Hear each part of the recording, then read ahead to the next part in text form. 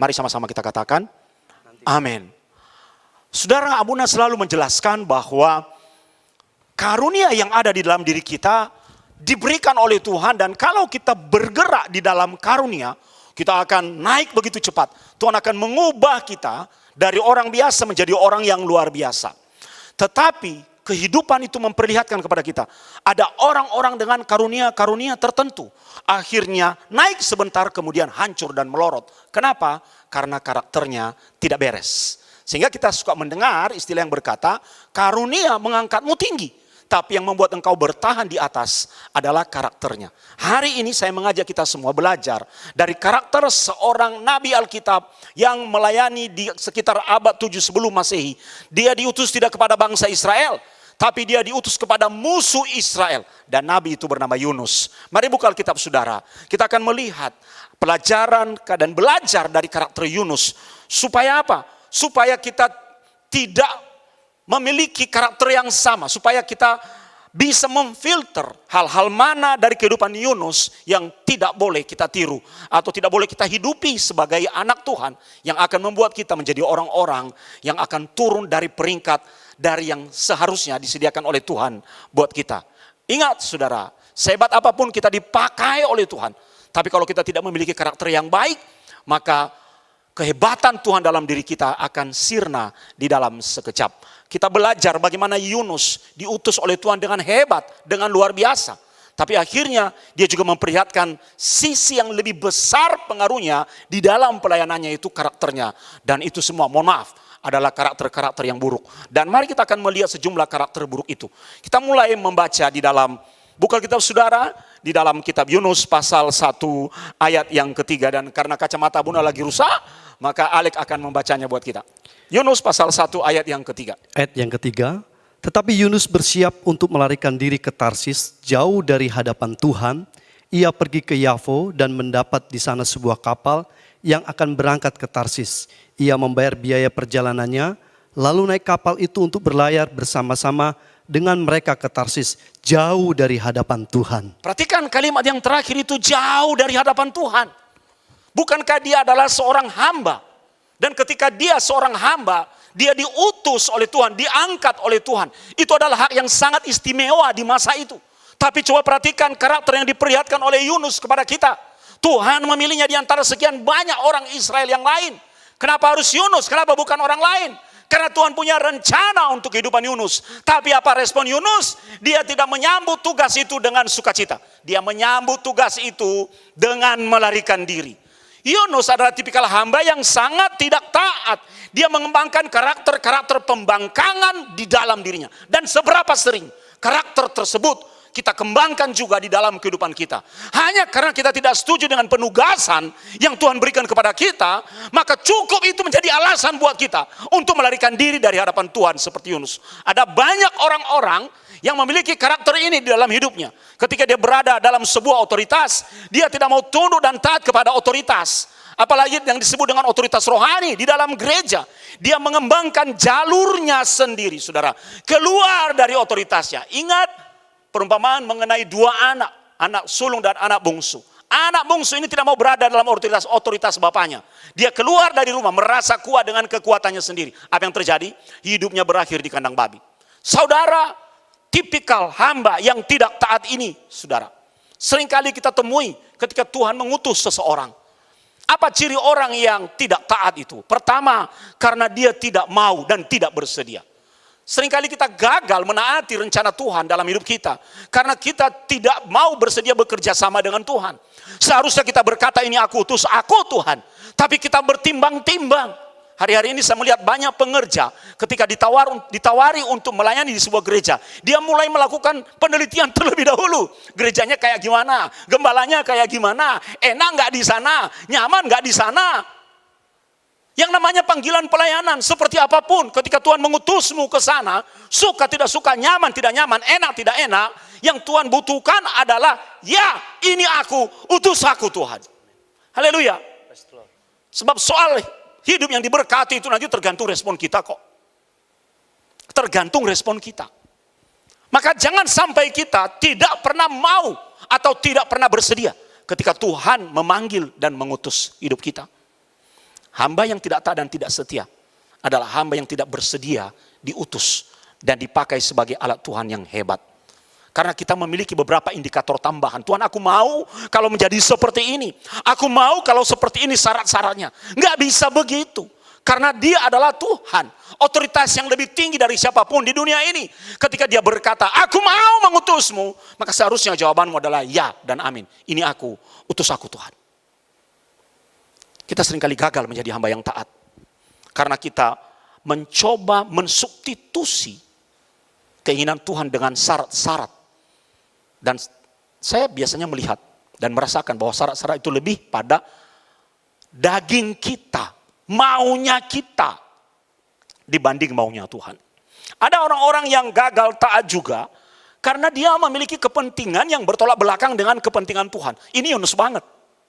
Kenapa? Karena Tuhan meminta Yunus untuk pergi menyampaikan pesan Tuhan, yaitu pesan pertobatan, seruan untuk bertobat kepada orang-orang Niniwe. Notabene pada saat itu orang-orang Niniwe adalah orang-orang yang menjadi musuh umat Tuhan, yang siap pergi ke Israel untuk mencaplok dengan invasi militer, untuk membuat negara itu menjadi negara jajahan, negara taklukan, dan membuat orang-orang yang menjadi umat Tuhan menjadi budak, menjadi tawanan perang. Bagaimana mungkin Yunus bersedia diutus ke tempat itu? Tuhan menyuruh Yunus kepada musuh Israel untuk membuat mereka bertobat. Ini sangat bertentangan dengan keinginan hati Yunus. Karena itu adalah musuh. Dan seberapa sering, saudaraku, kita melawan kehendak dan perintah Tuhan. Kenapa? Karena keinginan Tuhan bertentangan dengan keinginan kita. Tuhan berkata ampuni, kita berkata hajar, sikat. Tuhan berkata beri, kita berkata tidak usah memberi. Tuhan berkata ke kanan, keinginan kita pergi ke kiri. Tuhan berkata, ya ini yang benar. Kita berkata, tidak, aku mau menurut standarku sendiri. Seberapa sering akhirnya kita menjadi orang-orang yang gagal untuk menaati Tuhan. Dalam Tuhan itu, saudaraku, sebenarnya hanya ada 4 huruf. T-A-A-T, taat. Dilihat, dibaca dari kiri ke kanan sama dengan dibaca dari kiri ke kanan. Dari kanan ke kiri sama dengan dari kiri ke kanan. Tuhan tidak menetapkan standar yang banyak kok, saudara. Mungkin kita berkata, Tuhan aku tidak mampu. Lihat Musa, dia tidak mampu. Tapi Tuhan yang memampukan. Seberapa banyak tokoh-tokoh Alkitab yang diutus dalam ketidakmampuan. Yang Tuhan butuhkan bukan kemampuanmu, tapi kesediaanmu. Karena kemampuan itu berasal dari Tuhan.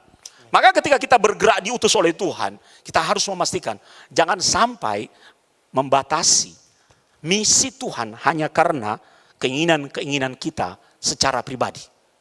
Jangan sampai itu terjadi. Dan saya melihat alasan yang ketiga. Kenapa orang-orang menjadi hamba yang tidak taat? Sederhana, keras kepala. Dan keras kepala selalu identik dengan keras hati. Nggak bisa diomongin. Bilang ya, tapi ternyata tidak. Bilang tidak, tapi ternyata ya. Ini tipikal orang yang keras, yang mencoba menutupi sikap hatinya dengan perkataan dan perbuatan yang sebaliknya.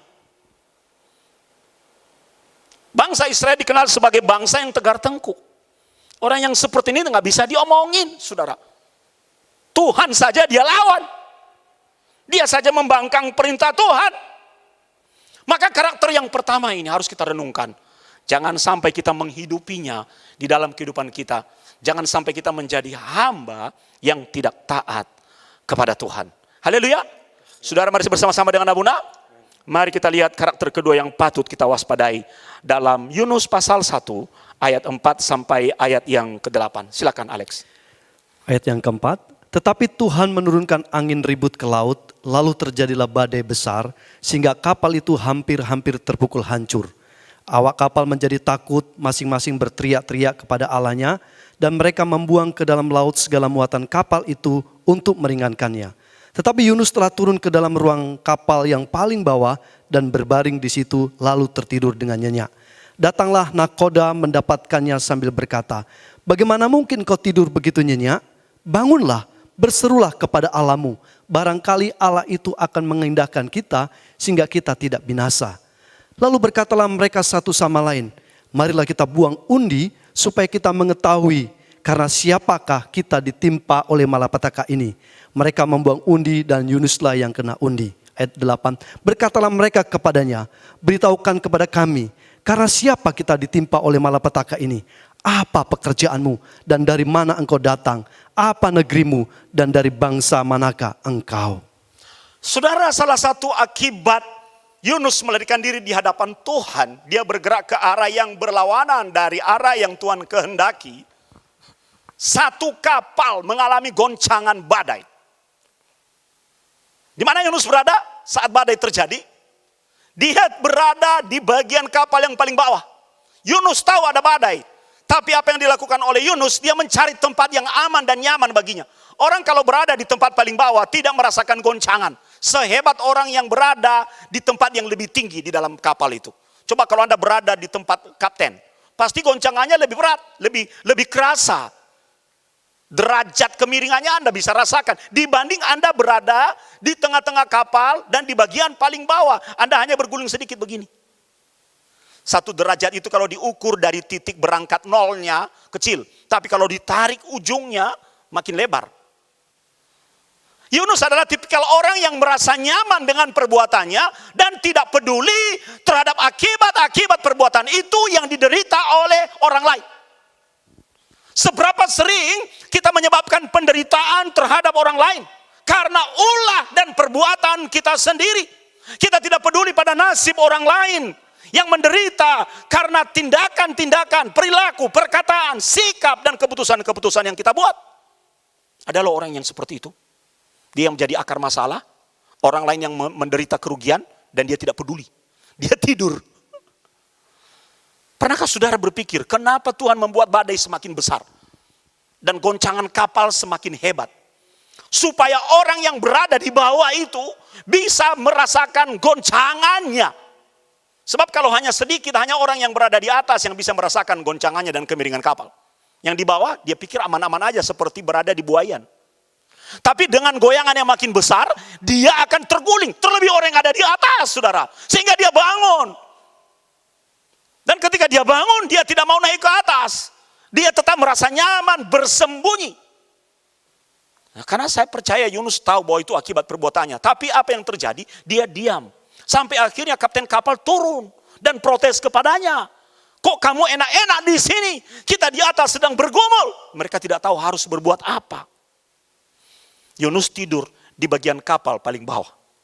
Anda tahu? Orang-orang dengan karakter ini akan menyembunyikan diri. Ketika dia melihat dampak dari perbuatannya, bukannya tampil ke depan mengaku dan membereskan, tapi bersembunyi dan senang melihat orang-orang lain kebingungan atau mengalami penderitaan. Seberapa kita sering menyembunyikan diri kita karena kita mengaku berdosa atau bersalah, bukannya mau menyelesaikan. Karena satu kebohongan akan diikuti oleh kebohongan berikutnya. Satu persembunyian akan diikuti oleh persembunyian berikutnya. Ada yang disebut dengan efek domino dari pelanggaran itu, saudara. Dan Yunus adalah tipikal orang-orang yang membiarkan orang lain rugi akibat perbuatannya. Dia tidur di bagian kapal yang paling bawah. Dan ketika ditemukan oleh kaptennya, apa yang dia lakukan? Dia tidak serta-merta mengaku. Dia menyembunyikan identitasnya bahwa dia adalah seorang Ibrani. Karena orang-orang yang sekapal dengan dia adalah orang-orang kafir semuanya. Dia tidak mau memberitahu bahwa dia adalah orang yang sedang diutus oleh Tuhan, tapi melarikan diri dari pengutusannya.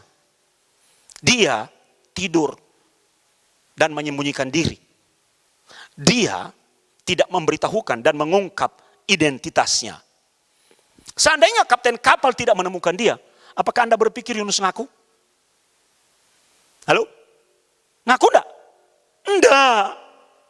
Baru setelah undian dibuang, saudara. Di masa itu, di masa perjanjian lama, orang mencari keputusan, melibatkan keputusan, atau membuat keputusan dengan membuang undi.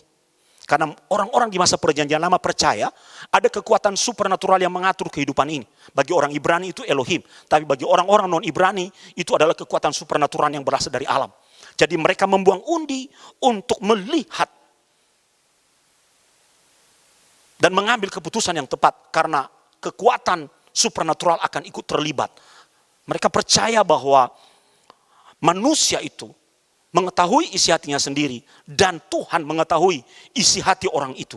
Nah, kalau itu bukan Tuhan, maka kekuatan supernatural dari luar itu pasti akan mengetahui. Sehingga dengan cara membuang undi, mereka akan bisa paling tidak membaca situasi, ada apa di tengah-tengah kita. Siapa yang bersalah? Tadi kapal berangkat semua aman, tenang, damai. Tiba-tiba, apalagi mereka tahu Yunus ini perawakan orang Ibrani itu berbeda, saudara. Tampangnya beda, jadi mereka langsung mengenali, kamu siapa? Mereka buang undi, ternyata itu loh, Tuhan itu tidak akan pernah diam, saudara. Ya Tuhan tahu, mungkin menurut kita Tuhan tidak tahu, tapi jangan lupa Tuhan diam tidak berarti dia tidak tahu.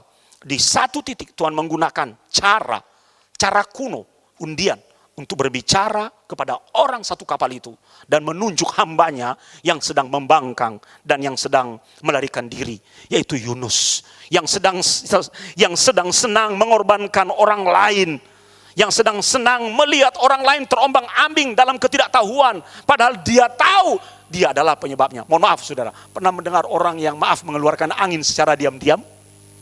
Ya toh? Di mobil dan ruangan yang tertutup misalnya, dia pura-pura mukanya kayak malaikat. Padahal dia yang menjadi pelakunya. Lalu orang lain yang, siapa tuh ini? Dia juga ikut-ikutan. Siapa ya? Saya tidak tahu. Coba kita buang undi. Tuhan pasti tunjuk orang itu. Kalau tidak dibuang undi dan Yunus tidak kena, bagaimana Yunus bisa ngaku? Percaya omongan saya. Yunus tidak akan pernah ngaku. Karakter seperti ini saudara, sebelum ketahuan, sebelum terbongkar, bersembunyilah serapat-rapatnya. Saudara, tidak ada yang tersembunyi di hadapan Tuhan. Amin. Dan saya mau beritahu kepada kita, tidak ada yang bebas dari pelanggaran. Kalau Anda tahu bahwa Anda pernah melanggar dan melakukan kesalahan, bereskan. Siap dengan konsekuensi itu. Akhirnya Yunus mengaku setelah ketahuan bahwa gara-gara dia semua masalah ini terjadi. Apa yang dilakukan oleh Yunus? Dia berkata, ini loh Yunus ini saudara. Dia berkata, buang saja aku ke laut. Anda tahu, Yunus akhirnya memiliki dalih bahwa orang-orang ini yang berniat membunuhnya. Itu yang ada dalam pikiran Yunus. Karena dia tahu laut sedang bergelora dan dia tidak bisa berenang. Kalau dia dibuang ke laut, dia mati. Daripada menyeburkan diri sendiri, bunuh diri. Dia punya alasan, aku dibunuh oleh orang-orang satu kapal. Ini loh yang ada dalam pikiran Yunus. Buang saja aku ke laut. Karena saya percaya Yunus sedang putus asa. Dan sedang melarikan diri dari hadapan Tuhan. Dia punya legitimasi bahwa kematiannya disebabkan oleh orang lain. Dan dia dibuang. Laut menjadi tenang. Apa yang terjadi? Yunus ditelan oleh ikan besar. Orang-orang yang seperti ini akan selalu punya dalih untuk merasa diri menjadi korban. Membuat permainan playing victims. Membuat orang-orang merasa bersalah. Membuat orang-orang memandangnya sebagai dia adalah korban. Itu playing victim, saudara. Dan saya paling tidak suka kalau melihat orang yang seperti ini. Udah tahu dia salah, tapi memposisikan diri sebagai orang yang tersudut, yang dikorbankan. Itu adalah karakter Yunus yang tidak boleh ada di dalam kehidupan kekristenan kita sebagai anak-anak Tuhan. Haleluya. Mari kita lihat dan mewaspadai karakter Yunus berikutnya di dalam pasal 3 ayat 1 sampai ayat yang keempat. Sebelum kita membaca itu, kita akhirnya tahu bahwa Yunus setelah ditelan oleh ikan besar dan 3 hari 3 malam dia berada dalam perut ikan itu, di situ dia berdoa dan bertobat dan akhirnya dia dimuntahkan dan pergi ke Niniwe untuk menyampaikan pesan Tuhan. Apakah itu merupakan pertobatan yang sejati atau tidak? Mari kita lihat ayat berikutnya. Datanglah firman Tuhan kepada Yunus untuk kedua kalinya demikian. Bangunlah, pergilah ke Niniwe, kota yang besar itu, dan sampaikanlah kepadanya seruan yang kufirmankan kepadamu. Bersiaplah Yunus, lalu pergi ke Niniwe sesuai dengan firman Allah. Niniwe adalah sebuah kota yang mengagumkan besarnya, 3 hari perjalanan luasnya. Ayat 4, mulailah Yunus masuk ke dalam kota itu sehari perjalanan jauhnya, lalu berseru, 40 hari lagi maka Niniwe akan ditunggang balikan. Coba lihat kalimat yang terakhir ini. 40 hari lagi maka Niniwe akan ditunggang balikan. Coba saudara, tiba-tiba ada orang datang ke rumahmu dan dia menyampaikan kalimat yang negatif kepadamu. Hanya itu, 40 hari lagi Niniwe akan ditunggang balikan. Pergi ngacir habis itu. Sama seperti Elia, dia berkata, datang ke hadapan raja, tidak ada hujan sampai aku bilang. Wah, masih mending saudara, kalau tiba-tiba dia datang ke rumah Daniel, 2 hari lagi kamu akan kawin. Lain lagi ceritanya. Daniel misalnya tanya, kawin sama siapa? Sama Karis, contoh. Masih mending. Tapi apa yang terjadi ini tiba-tiba saudara, ada orang asing masuk kota Niniwe. Dan dia teriak, mungkin dia berada di pintu gerbang atau berada di alun-alun. Dia teriak, apa tadi? Saya nggak bisa baca, apa tadi? Apa tadi teriakannya? 40 hari lagi. Stop sebentar. Dalam bahasa Indonesia, 40 hari lagi maka Niniwe akan ditunggang balikan. Hanya 10 kata yang sangat keras.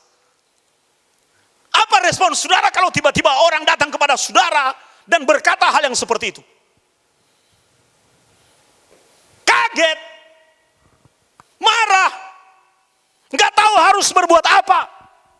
Ini loh, Yunus pergi menunaikan tugasnya tidak 100% dengan tanggung. Kenapa saudara? Pernah kalau Anda baca ayat ini, mungkin Anda sering mendengar pendeta lain mengkhotbahkan ayat ini.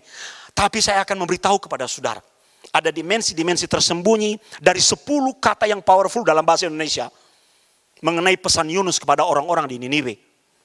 Di masa itu, kerajaan terbesar di dunia adalah Asyur, dan salah satu capital city-nya adalah Niniwe. Apa yang kita pelajari dari pesan Yunus itu, saudara? Dia tidak memberitahukan kepada orang-orang Niniwe bahwa yang mengirim dia dan pesan ini berasal dari Elohim, Allah Israel. Dia menyembunyikan itu. Wah, saya ini barusan mendapat pewahyuan yang segar itu, saudara. Dia tidak memberitahu, pokoknya begini. Dari mana dan siapa yang mengutusnya, dia tidak info. Itu yang pertama. Yang kedua, ya, dia tidak menjelaskan ada apa dan masalahnya dan kenapa hal seperti itu terjadi. Pokoknya begini. Itu kan tujuannya untuk melihat, sudah tahu ini kelakuannya saudara, di atas kapal masih belum bertobat dia. Dia sedang membuat orang lain bingung dengan pesan nubuatannya. Makanya Abuna kadang-kadang berhati-hati terhadap setiap orang-orang yang membawa nubuatan. Apalagi ada yang berkata, oh di antara siaran ini ada satu orang pemuda yang sedang bermasalah. Yang benar dari Tuhan itu enggak begitu saudara. Itu namanya prinsip statistika, peluang. Pasti ada yang bermasalah di antara yang mendengar siaran ini. Harusnya tunjuk siapa dia, di mana, di kota mana, namanya siapa. Kalau benar-benar dari Tuhan, itu sangat spesifik. Hari ini yang mendengar siaran Pak Sony, pasti ada yang sedang terkena COVID. Tuhan akan menyembuhkanmu. Ya banyak. Harusnya tunjuk dia, di rumahnya apa di mana, pakai baju apa saat ini. Itu yang benar dari Tuhan. Senang mempermainkan emosi orang secara rohani. Itu enggak benar saudara. Itu yang dilakukan oleh Yunus. Dia tidak memberitahukan bahwa pesan itu berasal dari Elohim, Allah Israel. Dia tidak memberitahukan ada masalah apa sehingga kota Niniwe mengalami penghukuman yang demikian 40 hari, cuma diberi waktu 40 hari. Dan yang lebih sadis, Yunus tidak memberitahukan bagaimana dan dengan cara apa orang Niniwe seharusnya bertobat. Artinya Yunus mau kota itu dihukum. Saudara, jangan senang melihat orang lain dihukum. Berikan petunjuk supaya dia bertobat, berubah. Seharusnya kalau nabi yang benar dia beritahu, ini hukumanmu. Tapi kalau engkau bertobat, ini yang akan engkau alami. Beginilah jalan pertobatanmu. Yunus pasti sengaja menyimpan itu di dalam dirinya. Dia menyampaikan pesan Tuhan secara parsial. Ini teologi yang sangat kuat di dalam kitab Yunus, saudara. Dia tidak sungguh-sungguh bersaksi. Seberapa sering kita juga memiliki hal yang sama. Kita tidak sungguh-sungguh bersaksi karena kesaksian kita dimuati oleh kepentingan pribadi kita yang tersembunyi. Seperti Yunus. Kita menjadi orang yang seperti itu. Kita menyembunyikan fakta. Kita menyembunyikan piece yang lebih besar. Kita menyampaikan bagian yang kecil. Itu karakter yang sangat tidak baik, saudara. Karakter yang sangat tidak baik. Lihat karakter yang keempat dari 5 karakter yang kita pelajari. Pasal 4 ayat 1 sampai dengan ayat yang ke-5. Dan itu terkait dengan karakter yang ketiga. Yunus pasal 4 ayat 1 sampai ayat yang ke-5. Pasal 4 ayat 1, tetapi hal itu sangat mengesalkan hati Yunus, lalu marahlah ia. Dan berdoalah ia kepada Tuhan, katanya, "Ya Tuhan, bukankah telah kukatakan itu ketika aku masih di negeriku? Itulah sebabnya, maka aku dahulu melarikan diri ke Tarsis. Sebab aku tahu bahwa Engkaulah Allah yang pengasih dan penyayang." Coba ya, sebentar. Dia tahu bahwa dia Tuhan adalah Allah yang pengasih dan penyayang. Dia tidak mau memberitahu dan menyaksikan Allah yang pengasih dan penyayang. Dia ingin membangun tipikal atau karakter Tuhan, prototipe Tuhan yang sangar, yang marah, yang menghukum. Seperti seolah-olah Yunus berkata, kalau kamu melawan kami, maka Tuhan kami akan menghajarmu. Dia sengaja menyembunyikan tipikal kasih Tuhan. Next. Yang panjang sabar dan berlimpah kasih setia, serta yang menyesal karena malapetaka yang hendak didatangkannya. Jadi sekarang ya Tuhan, cabutlah kiranya nyawaku, karena lebih baik aku mati daripada hidup. Tetapi firman Tuhan, layakkah engkau marah? Yunus telah keluar meninggalkan kota itu dan tinggal di sebelah timurnya. Ia mendirikan di situ sebuah pondok dan ia duduk di bawah naungan, menantikan apa yang akan terjadi atas kota itu. Ya, terkait dengan yang ketiga, coba lihat, Yunus sengaja membangun tempat yang nyaman, bertembok di luar kota. Mungkin dia berada di bukit yang agak tinggi dan melihat kota dari jauh. Dia berkata, tinggal tunggu waktu. Kita lihat, akan ada peristiwa yang besar. Syukurin, rasain, hatinya bersuka cita. Bukan menanti pertobatan bangsa itu, tapi menanti penghukuman bangsa itu. Ternyata, saudara, enggak terjadi.